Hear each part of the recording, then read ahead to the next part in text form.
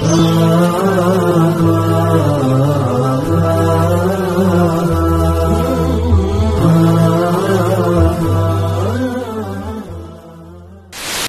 के अंदर जो अलमनाक हादसा पेश आया है, बम ब्लास्ट हुआ है और उसके अंदर 9 तलबा शहीद हुए हैं, 96 तलबा उसके अंदर ज़ख्मी हुए हैं।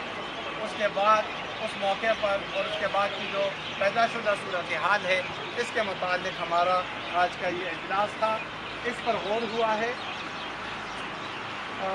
इस इजलास के अंदर सूबाई नाज़िम रिफाहुल मदारिस अल अरबिया पाकिस्तान ने इजलास के एजेंडे पर तफसीली गुफ्तगू की है।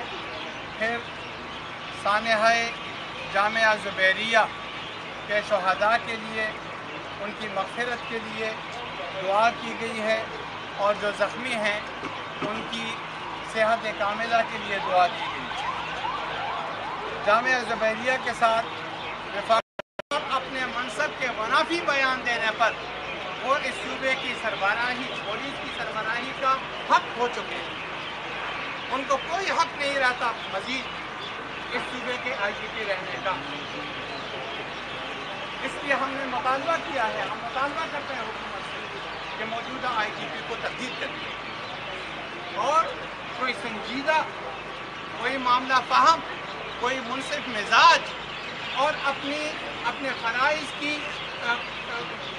फ़राइज़ का इदराक रखने वाला और अपने मनसब से इंसाफ करने वाला कोई IGP वो इस सूबे को दिया जाए।